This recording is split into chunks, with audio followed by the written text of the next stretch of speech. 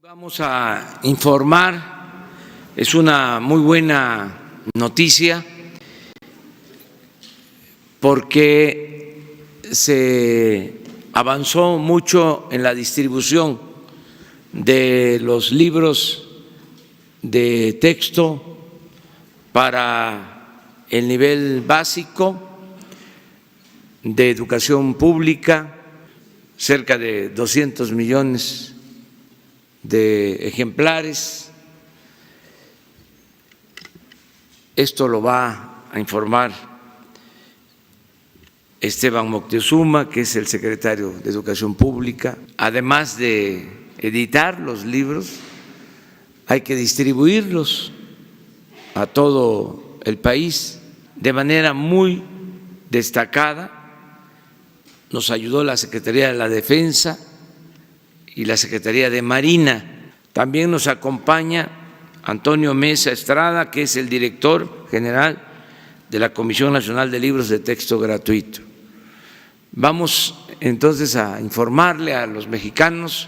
Hubo al principio algunos desajustes porque se venía haciendo de una manera, hubieron cambios. Gracias, desde luego, a todos los servidores públicos de la Secretaría de Educación, de Hacienda y a las Fuerzas Armadas. Estamos informando sobre lo que estamos llamando ya el último tramo de la distribución de los libros de texto gratuito. Se produjeron 178 millones porque 2 millones quedan como reserva para problemas que se dan de manera sistemática en cuanto a pérdida de libros por fenómenos climatológicos, demanda de libros por migración interna y una serie de factores. Tenemos un mapa con este avance que a finales de agosto será pues ya del 100% para tener cobertura en todas las escuelas del país. En este caso, la Secretaría de Educación Pública publica un grupo de libros que están autorizados y son los maestros los que escogen el libro para su clase, por lo cual son esa cantidad de variantes. En telesecundaria ya estaríamos hablando de libros fijos y comunes para todos, son 27, en primaria 74 y en preescolar 4. Ha habido cambios importantes en los libros de texto gratuito, se actualizaron todos los libros de telesecundaria de segundo grado, se actualizaron todos los libros en el país para darle contenido regional, textos estatales. Se rediseñó el libro de geografía de sexto grado, que tendrá un carácter multianual con aplicaciones digitales. Este libro, es el primero en su generación. Además, el libro tiene aplicaciones digitales, tiene QRs en donde se puede expandir de una manera muy importante el conocimiento a través de cualquier aplicación digital, cualquier celular. ¿Cómo se elaboraron los libros? En esta ocasión, 20% de los libros en los talleres de CONALITEG y en los talleres gráficos de IEPSA, y 80% entre 60 diferentes impresoras que fueron licitadas por la Secretaría de Hacienda. Se utilizaron alrededor de 77,000 toneladas de papel, y lo que destaca es que el 40% de este papel es papel reciclado, y esto es en general, señor presidente, el informe sobre el avance. Usted habló ahorita de algunas modificaciones en contenidos de algunos ejemplares. Si nos pudiera detallar un poco más y hablar si hay alguna intención, ya se está planeando en la modificación de contenido, sobre todo libro de historia. En el caso concreto de los contenidos, se hizo un análisis de los mejores contenidos de que existían y eso se escogió por materia y por nivel el libro correspondiente. Derivado del modelo educativo es que se hacen los planes y programas de estudio y derivado de los planes y programas la malla curricular y los libros de texto. La cartilla moral, secretario. La cartilla moral se está enviando a todos los maestros de México de manera que puedan tenerlo como material de apoyo para las clases de ética y civismo.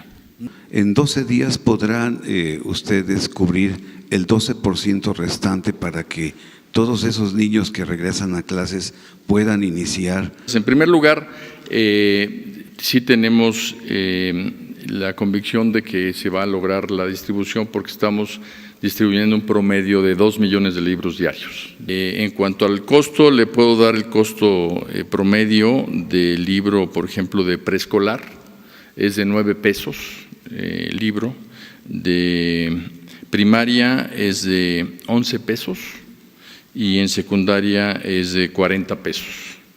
¿Se va a iniciar el ciclo escolar con una reforma educativa a la mitad porque no se han aprobado estas leyes secundarias? No, porque derivado de la Constitución, de los cambios constitucionales, la Secretaría emitió lineamientos que son los que están vigentes en este momento y que obedecen a ese nuevo criterio que nos marca la ley. Con este nuevo inicio de ciclo escolar, se esperaba la reinstalación, bueno, los maestros esperaban la reinstalación en las aulas debido a este cese que se dio por la reforma educativa. Los estados dicen que no tienen los recursos para reinstalar y pagar los salarios caídos. ¿Cómo va este proceso desde la federación? ¿Sí se va a reinstalar a los profesores? Sin duda, es una prioridad. Son una cifra menor a los 1,000 maestros en todo el país. ¿Cuántos se han reinstalado y quién va a pagar estos salarios caídos que están exigiendo los profesores? ¿Será la federación o los gobiernos estatales? En este momento se han reinstalado alrededor de 360 maestras y maestros. Es una buena noticia, en efecto, que lleguen los libros de texto gratuito de manera oportuna, pero también hay centros educativos que siguen afectados por los sismos y en ese sentido me gustaría que nos precisara cuántos centros escolares van a iniciar, sí, con los libros de texto gratuito, pero con afectaciones todavía. Y en cuanto a los problemas de reconstrucción, pues recibimos realmente las escuelas, alrededor de 1,900 escuelas con daños. De esas 1,900 escuelas, alrededor de 360 tenían daños mayores. Parte de ellas corresponde reestructurarlas o rehacerlas en algunos casos en que tienen daños irreparables a los estados de la República y parte de ello lo está haciendo también el INIFED. De manera que se pueda concluir este año con todas las reparaciones. Hablo del año, no del inicio del ciclo escolar. ¿En cuánto quedó la inversión o el gasto total y si hubo un ahorro en términos reales? En cuanto al costo total son 3,500 millones de pesos. El ahorro lo ha informado la Secretaría de Hacienda y Crédito Público, menciona una cifra de alrededor de 466 millones de pesos. ¿Cuál sería el costo del libro de geografía que nos mencionó que tiene aplicaciones digitales?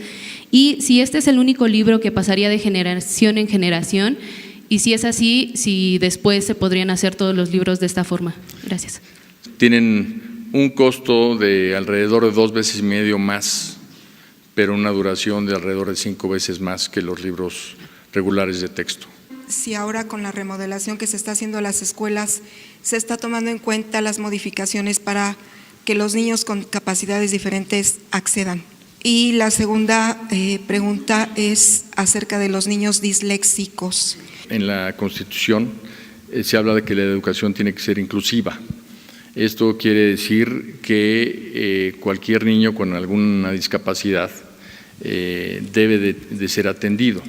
preguntarle a qué tipo de controles de calidad de revisión se sometieron estos ejemplares para evitar algunos tipos de errores, no sé, como faltas de ortografía. La CONALITEC es la responsable de tener y tiene un sistema de revisión con el apoyo de diferentes expertos que ven todos los textos antes de imprimirlos. De hecho, en buena medida muchos de los errores que existían se rectificaron. Gracias. A ver, vamos. ¿Qué puede hacer el gobierno ante casos como el que ocurre en el asilo de ancianos, el refugio que está ubicado en Tijuana? Permanece en el abandono. En 24 horas han muerto 4 adultos mayores y no recibe apoyo para atender a los ancianos que permanecen en este lugar. Vamos a atender este asunto de inmediato. Vamos a evitar que pierdan la vida ancianos. El problema de México, la crisis de México, no solo se originó por falta de bienes materiales. ¿Qué podría hacer el gobierno? Ahora mismo vamos a pedirte que nos des toda la información y se va a actuar. Colorado en Querétaro es un polígono de cerca de 5,000 hectáreas, son 9 ejidatarios, el gobierno del estado busca la expropiación, tengo entendido que el presidente de la CONAGO ya platicó con usted el tema, hay mucha presión de inmobiliarios. En 2015 se hizo un intento para declarar esta área como área natural protegida a través de un decreto presidencial. Se hablaba en el gobierno del estado que se va a buscar la expropiación a través de una partida entre federación y el gobierno local. ¿De cuánto sería este monto para esta expropiación? Estamos trabajando sobre esta posible reserva. Me lo propuso el gobernador de Querétaro. Es algo parecido a lo de la Sierra de San Miguelito en San Luis Potosí. Ya estamos haciendo los estudios. Empezamos en San Luis, en la Sierra de San Miguelito, para proteger toda esa área. Se está hablando con los campesinos con la idea de que se les apoye. Desde luego hay muchos intereses de las inmobiliarias y ya se está trabajando en los dos casos, porque no es solo el decreto, es buscar consensos, buscar acuerdos. Durante el gobierno de Rubén Moreira se denunció y se demostró que hubo desvío de millones de pesos de los recursos del presupuesto del Estado y esto mediante el esquema de empresas fantasma. Incluso esto derivó en la renuncia de María Esther Monsiváis, quien entonces era la secretaria de Infraestructura y bueno, pues y brazo derecho del ahora de hecho diputado federal. Preguntarle si la Unidad de Inteligencia Financiera va a atender estos casos, va a seguir una investigación respecto de este hecho o en todo caso, bueno, pues quedará impune. Gracias. No queda nada impune. Todo lo que se denuncia se le da curso. Usted había exhortado a que los partidos políticos pidieran no tener el mismo financiamiento, es por ley. Pero usted tiene noticias también de que alguno de ellos ya vaya a tener hacer caso a esa iniciativa que usted planteó, porque ayer pues no se les quitó ni un solo peso de financiamiento como usted había solicitado. Pero todavía no se determina sobre este asunto, todavía no se decide. Se dice que se avecina una nueva posibilidad de una recesión toda vez que los bonos a largo plazo de deuda de los Estados Unidos cayeron la expectativa, cayeron todas las bolsas. Toco madera. Ajá. Nosotros estamos bien y de buenas.